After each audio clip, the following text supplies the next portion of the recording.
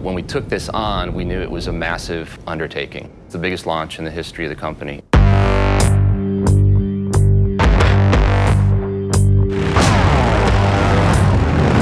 One of the primary ethoses that we follow is form follows function, but both report to emotion. You have to really look at every element of the motorcycle and execute it in a way that speaks to our ethos, which is authenticity, 115 years now of legacy.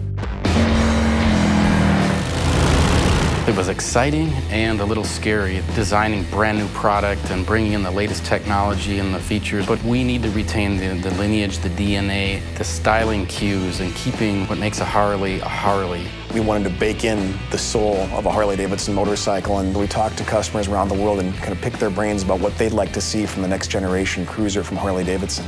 They want tradition, but they also want technology. They wanted to experience the best of both worlds, and that's what these motorcycles deliver.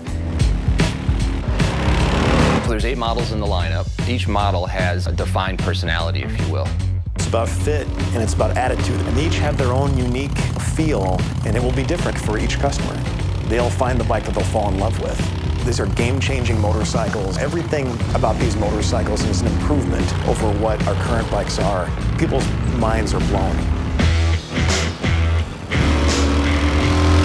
The Milwaukee 8 is our first 4-valve big twin powertrain. It is the best V-twin we've ever made.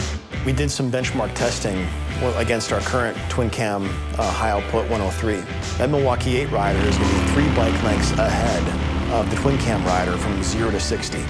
From 60 to 80, you gain another bike length. It's a substantial difference in terms of acceleration and power.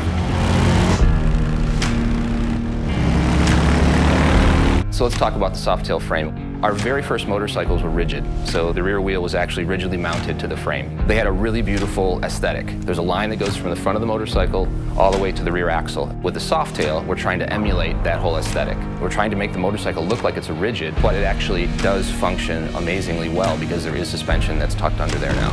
When they see them for the first time, they'll appreciate the style, but when they experience the goodness of a lightweight, awesome handling Softail chassis, I can't wait for people to ride them. One of the things we've achieved, I think, is a perfect balance of the best of Softails and the best of Dynas. That classic hardtail look, that hidden suspension, right? But we've also brought in the best handling. We've married the look and the performance into one architecture that will serve all the customer needs. Most bikes have lost in the range of 30 pounds. The bikes feel lighter, they're easier to move around in your garage, more nimble, more flickable when you're on the road. These are the best cruiser bikes that Harley's ever built. It's amazing, absolutely amazing, the work that's been done and what we've achieved, because the bikes are beautiful, they're executed just in such a premium way.